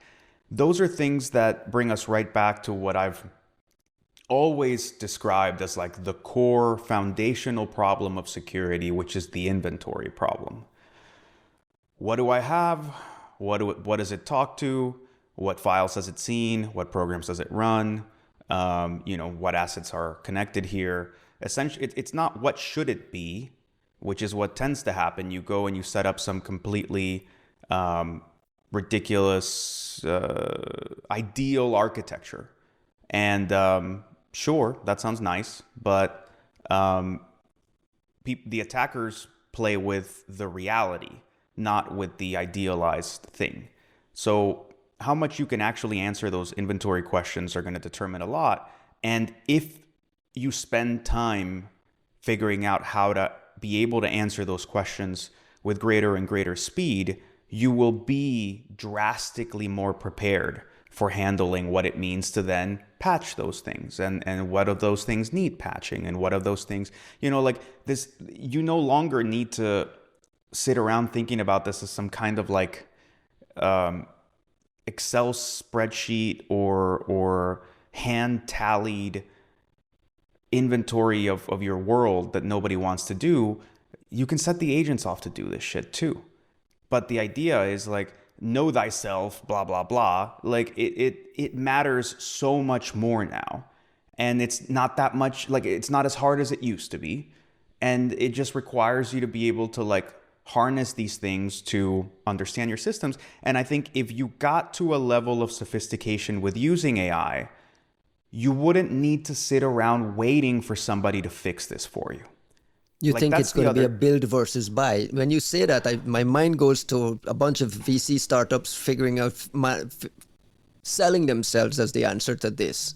You're suggesting that this might be a build versus buy, that you should already be thinking about. You're already using AI. You should already be thinking about using the agentic parts of AI to do this for you. I think everything is build versus buy dependent on in-house talent and need, right? Like what people forget, and even the VCs seem to forget, is that, yeah, we might be able to build all these things, but in an enterprise context, just because I can build it doesn't mean I should or want to build it, because I have no support contract. I have nobody paying attention to the updates and blah, blah, blah. And until we get all that stuff sort of automated into some kind of like point and click environment, you still want somebody else to be the one responsible for it. So I think dismissing these startups and dismissing the folks who want to do the thing because, oh, well, anyone could do the thing. Yeah, anyone could have always learned how to program in C++ and come up with their own version, but they won't. That's not what they want to do. And even if they could, like we could, that's not really what I want to spend all my fucking time doing, is making sure this thing works and it's good, it's reliable, and so on. So there's a lot of room for people to come up with these sort of like services shops and all kinds of shops for like using this stuff. But I think the more important message here is that the solution is not that far out of reach. You can, the notion of like hopelessness of like, well, now these attackers can do all these things and there's all these vulns and we've never known how to handle vulns and we've never known how to handle patching. So what the fuck are we going to do? And you go, well, the attackers just figured out how to do all these new things with this new technology. Why are you still using your technology the same way you were a year, 2, 3, 4 years ago? There's a lot of AI pilling in there, bro. There's a lot of AI pilling in there that AI is going to help fix all these things that we've said. Like, there's a world of hurt for a long, long time to come on the defensive side, just trying to manage the reality of what attack surfaces look like. Yeah, no, there's a world of hurt, but like, it's also not because, like, we're not in a world where all of the attackers got handed this like new computing power and the defenders didn't get any of it. We can afford more of it ourselves. We can legitimately use more of it ourselves. And like, fuck AI pilling or not, it's just the way you use computers now. So everyone needs to grow the fuck up and just learn how to use this shit. And if you're having a hard fucking time, maybe get off your Windows machine. Most of these things don't work there. Dude, my point is just like, shit changed. Shit's changed. It changed. So there's no AI pilling. It's just AI. There's no more AI pilling. There's no more AI. It's just computers. This is how you use computers now. And frankly, the people who are most put off are the people who are most empowered. People who knew how to use these shits, like do Linux sysadmin at a core level where they could change a file and a config and reload a daemon and whatever and keep this thing running for 10 fucking years, are few and far between. You can do that now with a fucking CLI tool. And yeah, maybe it'll cost you 50 cents. Okay, fucking pay the fucking 50 cents. You can do a thing you couldn't do before.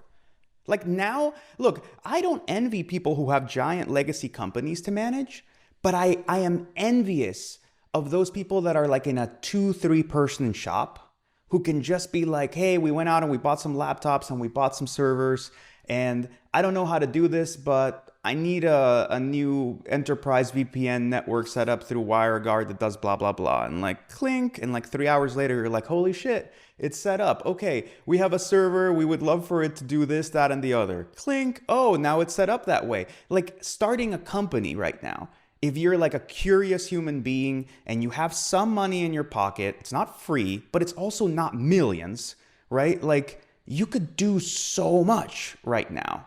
And I think the hard part is going to be like that whole notion of like a rich man going, to heaven being as less likely than a camel moving through the eye of a needle, right? Like the idea of moving a legacy company right now to do absolutely anything at all is a nightmare, a fucking possibly an impossibility. And I am so envious of the meek who can just grab a laptop and a CLI tool and suddenly deliver things that are massively outsized, right? Like you look at a TLP black type shop, you can get a bunch of specialists who are just really good at this specialized shit. I'm not going to speak for Kostin, but I don't know how much you need somebody who's like adminning the servers and, Oh, he does. making, but no, you get what I'm saying. No, my point I get the being, point you're like, making. how much do you need somebody who's just there to like write scripts? How much do you need somebody who's just there to like set up the G Suite and set up, the emails and there's things that before was like when you sat down and considered starting a company, you're like, well, shit, I'm going to need to find somebody who can do X, Y, and Z, and I'm going to need to be able to pay this person a salary, and they're not contributing to the actual thing that makes money. I need them there because I need somebody to get these other things there so that we can do our job. And my sense is, I'm not saying that's all taken care of, but is it really a whole human being now? Is it really like that much esoteric knowledge versus somebody who's just kind of like very resourceful with some tools? That's enough AI talk for the week. And while we were talking, the 4th Linux 0-day LP just dropped. Really? Nice. Do we care about LPE as much moving forward? We care. You know why we care? Because do you remember this beautiful Notepad++ supply chain attack thingy? Yeah. Thanks to share hosting, but it's not just the fact that anyone, let's say, with a share hosting account can get root and then pop all the other people on the same box. But for instance, with CopyFail, in certain situations, this allows you to escape containers. So you can jump like out of the container, pop the host, and then do a lot more. So there is like a risk here that possibly can fuel a lot of supply chain attacks in the future. Like we don't have enough supply chain attacks with all the AI drama nowadays, and everyone, including projects from Pipey and linking them in their projects, which in turn contaminate other projects, like on and on forever. Are these all variants and blood in the water variants of CopyFail, or these are 4 separate things that is lighting the Linux on fire? Well, 2 of them are pretty much, let's say, related, so they're kind of in the same space, and the other 2, they appear different. I think that honestly, as I was reading all the news, looking at these things, I was compiling them, obviously testing them, writing signatures, seeing if there's a way to catch them from syslogs, audit logs, and so on. Effectively, what I was thinking was that Linux is having a Windows moment. This is effectively Linux having a Windows week. Like for we've been having this kind of things in Windows for years, LPs, and it was like, yeah, and this has been like a rough week for all the Linux admins out there, and they probably still need to reboot a few more times. Womp womp. Get well soon to Linux. Let's just do some quick hits on some news items I want to touch on quickly. We got a zero-click, a pretty big, significant Android fix for zero-click vulnerability CVE 2026-0073 RCE critical, discovered by a company called, what's the name of the company? Discovered by a company called Barguest Research Group out in Asia, somewhere in Asia. It stands out because no idea. It stands out because user interaction is monster. not required for exploitation, meaning this is a zero-click vulnerability in Android that they're scrambling to put out a patch. You're surprised that we're still seeing these kinds of zero-click things in Android, or is this kind of among the expectation costing? It's not surprising. Again, Android is Linux, after all. What is Barguest again? You were saying while I was talking what Barguest is? Barguest is a monster from the Celtic stories, if I remember correctly. There's actually a Barguest ship in EVE Online. You know, I've been playing EVE Online for almost 20 years now. It's a spaceship game. Fucking nerd. Google just bought like a stake in EVE Online in order to train their AI models on the people killing each other in this internet spaceship. Barguest is one of the ships there. Like it's a missile platform that is used in fleet battles. But it's Shout out to the folks at Barguest. It looks like they do anti-spyware on mobile devices, so they're like an iVerify, I guess. But I mean, reporting zero-click that does remote code execution with no user interaction is kind of one of the pinnacle bugs to find, right? Of course.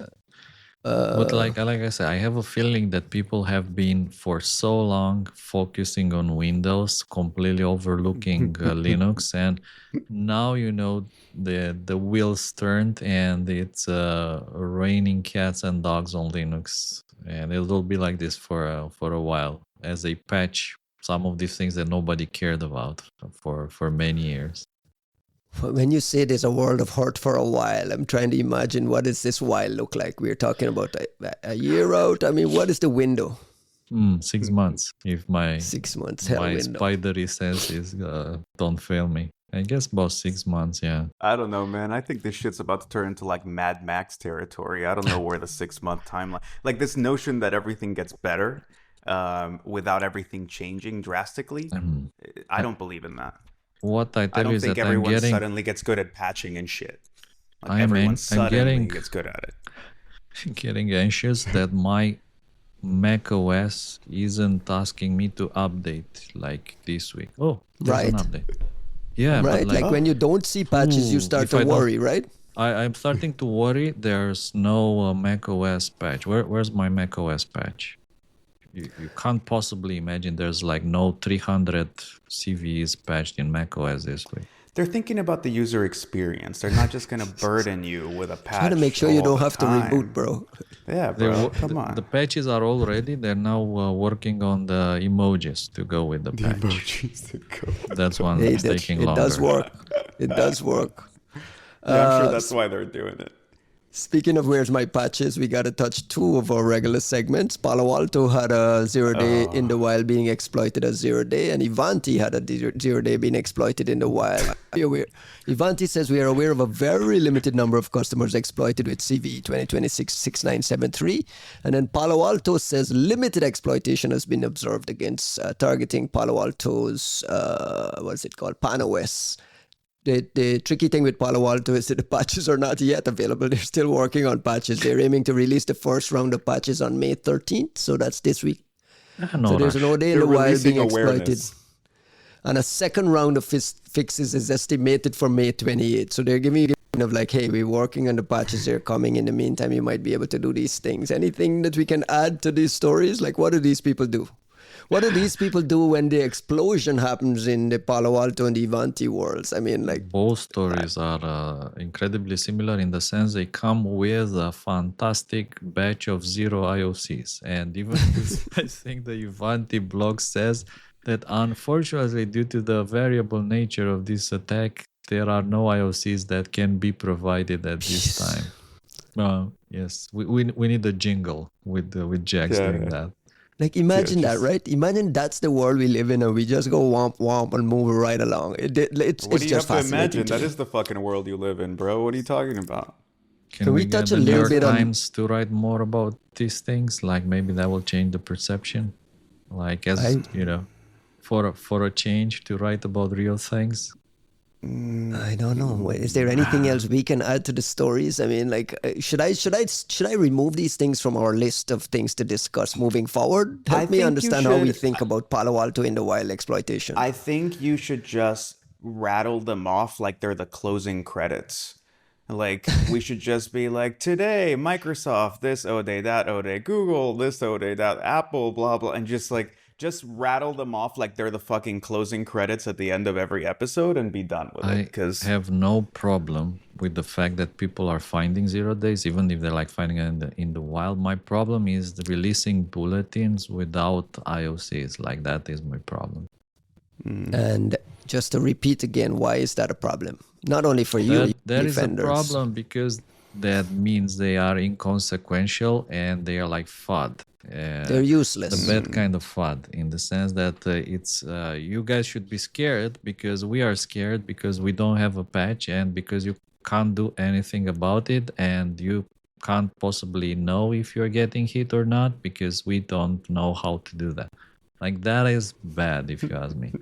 And instead of doing this, I would just maybe, I don't know, hold on to the bulletin and try to find some useful advice that you can give. Or even if it's like a random IP address or hash or file name or syslog entry or whatever, I can't possibly imagine that there are no IOCs. This is like a dumb thing to say there's no IOCs. The IOCs can be even like, yeah, we observe exploitation from Tor exit IPs, and at least I know to look for Tor exit IP addresses in my logs. Or There's got to be something. some artifact, right? Something is better than nothing, and people like fail. Like I see so many people who don't understand what IOCs are and what IOCs do.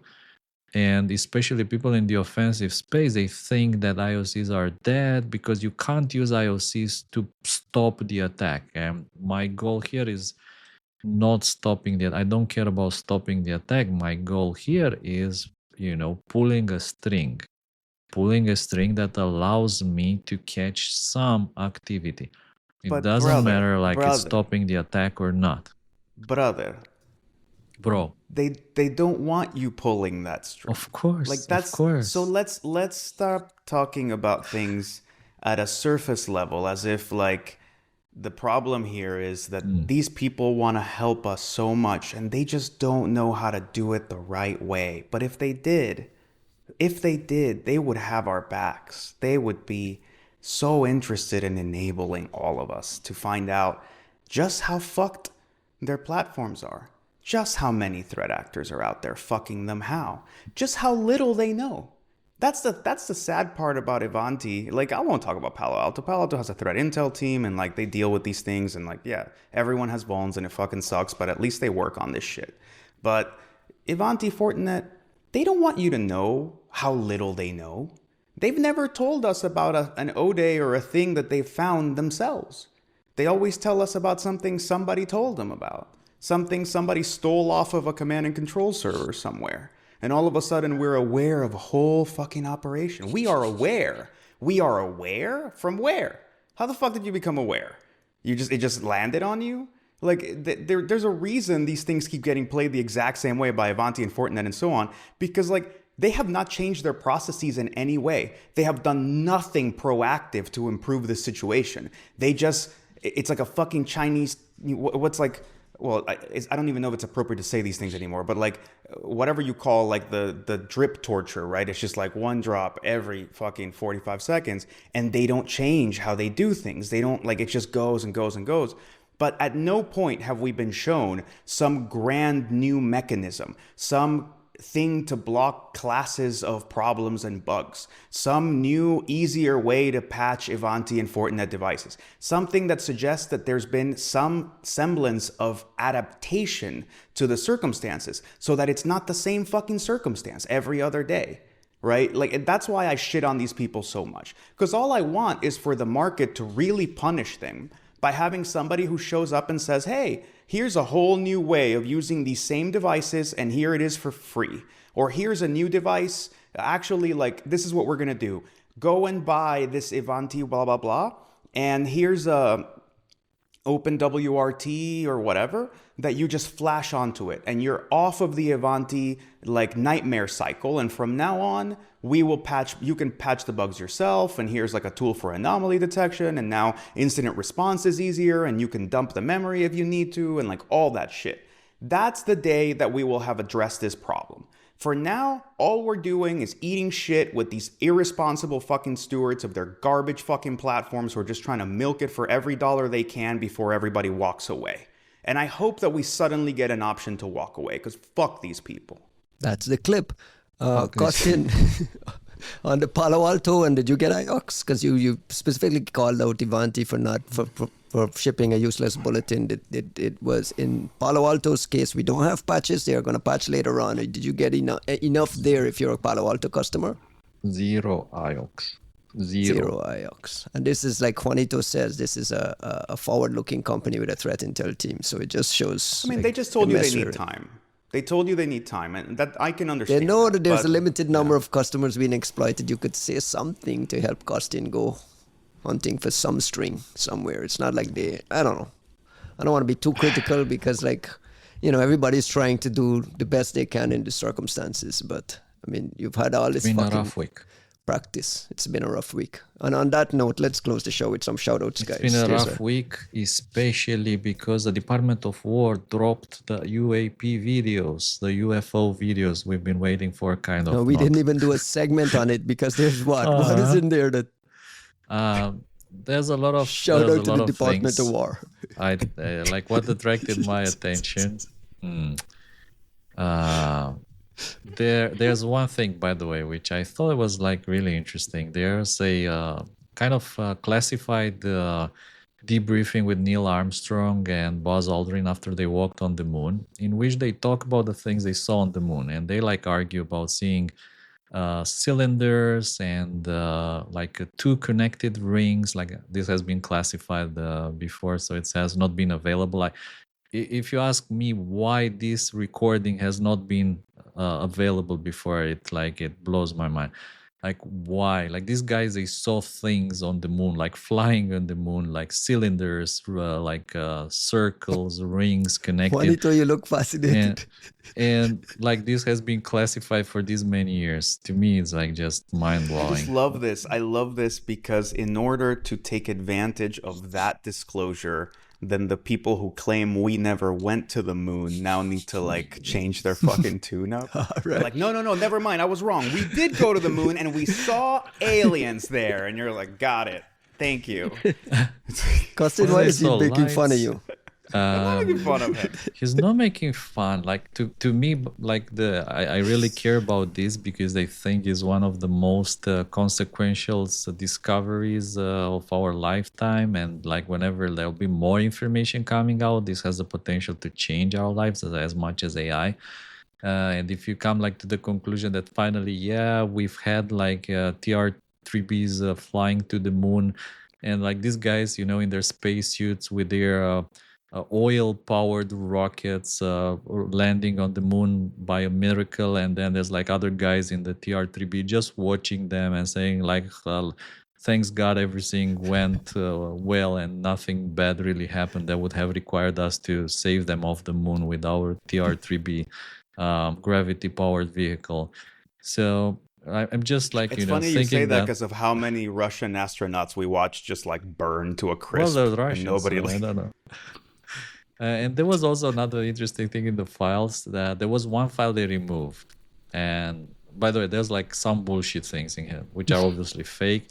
And this file they removed obviously attracted everyone's attention because they removed the file. And this talks about, like, even to me, this seemed like, what? This is fake. Like, this gotta be fake. It's about allegedly a U.S. Navy ship transporting something called Ramiel, or like one of the name of the archangels, is transporting like some kind of a package with that name, and like the crew has been compartmentalized. They are not allowed to know what's in the package, and to me this like seemed like what. From And where? then they removed it, like the document has been removed from the collection. I They don't know picked it why. up from where? Yeah, like the whole thing is like it's black. Like there are some sections which have been cut out from the text, so you can only read between the lines what they're That's saying even there. better. That they're moving this car, and they removed the Even better, document. I Like it's agree. been there It's like even for a few better. minutes. Then the whole site went down, and then they removed this. That they bring the site, and of course, the internet never forgets. They have the whole thing. Is the word Epstein in there at all? I have not seen mentions of Epstein. And why are people like Epstein still in talking about Epstein? space. Exactly. We Exactly. have Why talk about UAPs. Epstein when they We have have like these UAPs files to here. look at? People are still talking about Epstein. That makes no sense to Crazy. me, like, and to others. Crazy. Yeah. Shout out to the aliens for being exposed. Shout out to the aliens. Close the show with some shout outs, Juanito. Anything to give some? Well, shout out to our friends Pasquale and Bartek for putting on a really great conference. PivotCon this was the best PivotCon yet. The content was better than the past 2 years. It keeps improving. They've managed to get some new contributors and folks that are well representing sort of the EU research community, and just frankly the attitude and the spirits of that conference are still pretty pure and jovial and enjoyable in ways that I wish we could say about some of the other organizations that we're still kind of seeing sort of sift their way through. So I wish them all the best. I think it's great that they keep their thing going, and I'm glad they have sort of the patience and the resilience to keep this kind of shit going, because I know how much fucking work it is. Let me just Amazing.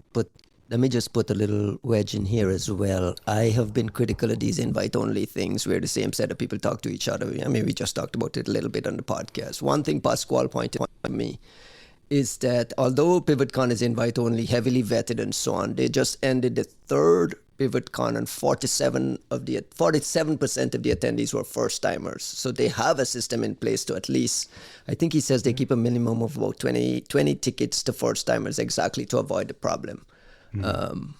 In that case. So shout out again, just to join that, shout out to Pasquale to finding some sort of balance between the same people talking to each other and getting first timers aboard. Just a little aside. Go ahead. From my side also, if ahead. I can shout outs to Pasquale, Bartek, amazing work, guys. The most useful threat intel conference for me of the year. Shout outs to the organizing team, to Stefano, to Mr. Wolf. They did like an absolutely amazing job there. If you ask me, everything was like just perfect. Melanie, by the way, amazing job, Melanie. Thank you guys for everything. Awesome. You got any shout outs on your side, Costin? Anything else, guys? If you're done, Kostin, I will say, Like, go ahead. On my side, we won the other videos. Like, this is just the first batch. Like, we won the other batches, and I hope like the batch will come, the one with This the motherfucker's talking about TR3B. aliens again. Oh fuck I yeah! am, of course. I am. Well, so a couple of things. First of all, shout out to our LabsCon alumni and just frankly journalist friends who won Pulitzer prizes in the past week. Absolutely. Listeners to the podcast too, because we know for a fact they're both listeners to the podcast. Go ahead. Yeah, it's Yael Grauer and AJ Vissens have each won a Pulitzer, which, I mean, it's just mind-blowing, right? For the kind of work that they do, which we've always respected their work as is, but getting that kind of an accomplishment, being on the same footing as Kendrick Lamar, I think must be a really good feeling. They deserve it. They're amazing people. Yeah, this who've is the done pinnacle amazing of work. journalism awards, and they were part Yeah. of teams that did incredible work. Winning a Pulitzer Prize in the journalism field is like the pinnacle. So shout out to these guys. I know I've personally spent a lot of private time with both of these guys, and I can vouch for the quality of their work, the inquisitiveness, and just the value of what they do. Real high end shout outs to these guys. Yeah. And since we already mentioned LabsCon, shout out to Courtney Duff, to the GOAT, who's working super hard to make all of this happen. We're really trying to put on an amazing show. The amount of people who came up to me at PivotCon are like, why the last LabsCon? Why? I'm like, guys, you don't understand how much work this shit is. Like, people forget that conference organizer is not my job. Like, it's not our jobs. It takes a lot of by the time that you come to this LabsCon, I've already signed the contract for next year's hotel, right? It takes a lot of work. And I love what we've built. I love the community we've created. I love what we've proven. I want to see it go off on a high note. I don't want it to become some vendor infested fucking booth hall bullshit factory. Nor a user conference. At the same time, I think we all have other things we want to experiment with. And I'd like to, by the time CrowdStrike has figured out that they should have a research conference, it's already old. It's already not cool. So, let them have it. Yeah, exactly. Like, fuck this. This party isn't happening anymore. So I want us to end on the highest possible fucking note. I want to blow the roof off of that place. And it was always meant to be FOMOCon. I can't think of a greater FOMOCon than the one that only got better and better and better, and you had to be there, or you just missed it. It's done. So you've been warned. The call for papers for LabsCon is open, closes on June 19th. Get your presentations in. This is the last one, and the competition for spots are going to be a lot more intense this year. And lastly, I want to call attention to two podcasts. I don't usually do this.